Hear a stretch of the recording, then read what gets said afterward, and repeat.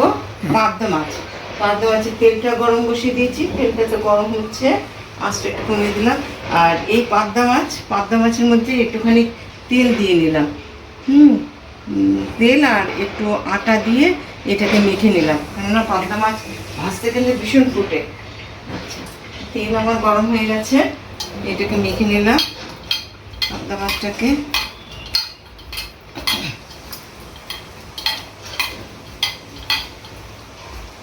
পাবদা মাছটা একটু আটা আর একটু তেল দিয়ে মেখে নিলাম, আসলে ছেড়ে দেবেন বাবা।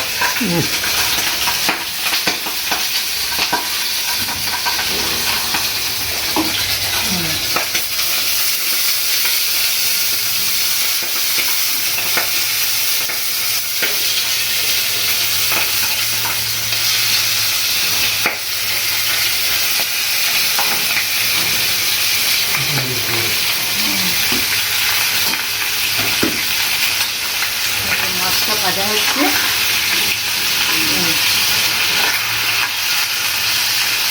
একটু আঁচটা বাড়িয়ে দিচ্ছি।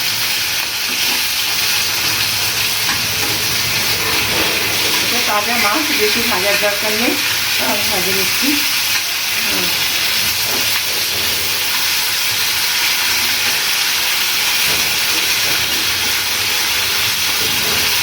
যেহেতু আটা মেখে দিয়েছি, দেখুন মাছটা একটু করছে না, আটা একটু কাঁচা তেল মেখে দেওয়া হয়েছে। ভাজা হয়,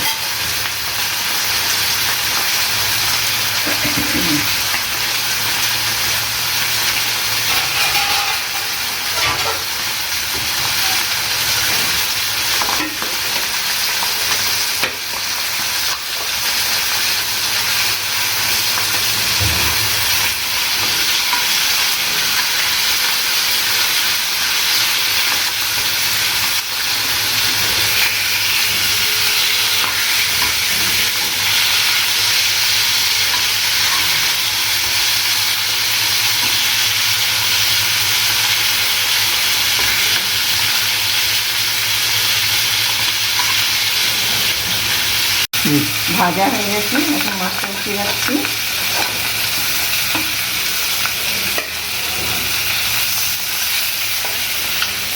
আমি আবার 2-3টা এর মধ্যে চিংড়ি মাছে দিয়েছি। মাছটা একটু ভাজা হয়েছে,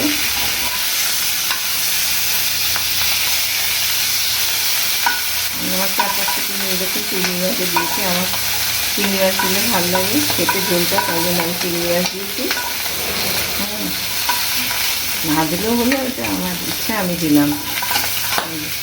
মাছ ভাজা হয়ে গেছে, এখন একটা কড়াইয়ের মধ্যে তেল দেবো।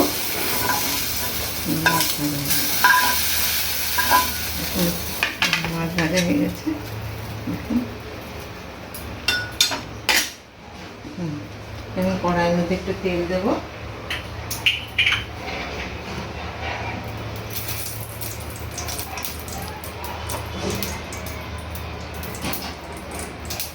অল্প তেল দেবো, অল্প একটু তেল দিলাম। এখন এতে আমার বানানো একটা মশলা আছে, এটা সব 5 ফোড়ন সব মিলিয়ে গুঁড়ো করা, ওটা একটু দিলে ইয়ের গন্ধটা, মাছের ঝোলের গন্ধটা খুব ভালো হয়, ওটা আমি দিলাম। তারপর অল্প একটু টমেটো দেবো, কাঁচা লঙ্কা দিলাম, কাঁচা লঙ্কা বাটা,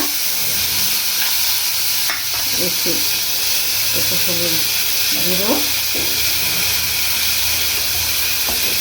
একটু লবণ, একটু ধনে জিরার গুঁড়ো, এটা আমার ঘরে পিষানো ধনে জিরার গুঁড়ো, একটুখানি মিষ্টি, আমরা একটু মিষ্টি খাই, তাই একটু আপনারা দিলেও পারেন, না দিলেও পারেন, মিষ্টি দিলাম। এখন এটাকে নাড়াবো,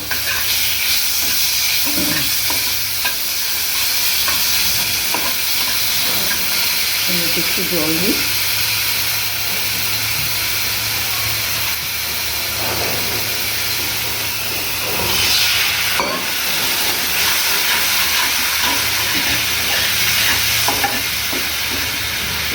ভাজা ভাজা হোক, মশলাটা কষে যাক।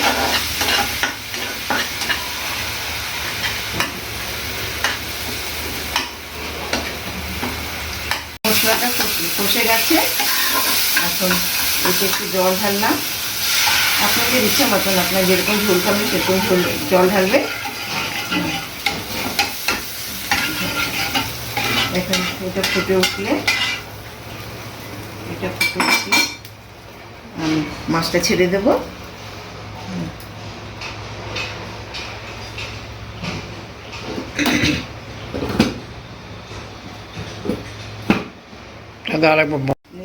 ফুটে গেছে, ঝোলটা ফুটে গেছে, মাছগুলো ছেড়ে দিলাম।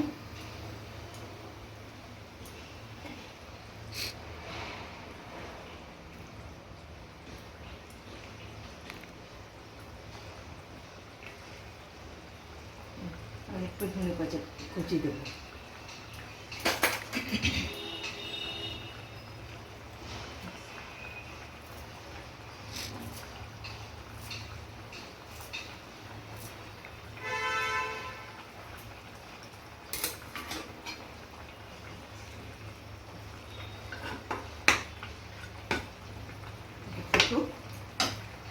অল্প একটু ফুটতে দিই।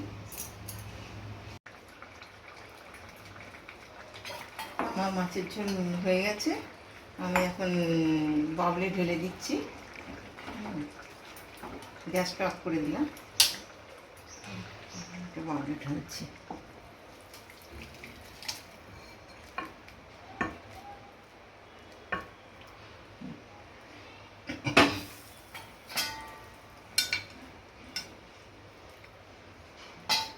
একটু ধনে পাতা দিয়ে দিই, দেখতে ভালো লাগবে। আপনাদের যদি এটা ভালো লাগে তাহলে লাইক শেয়ার করবেন আর আমার চ্যানেলটা সাবস্ক্রাইব করবেন।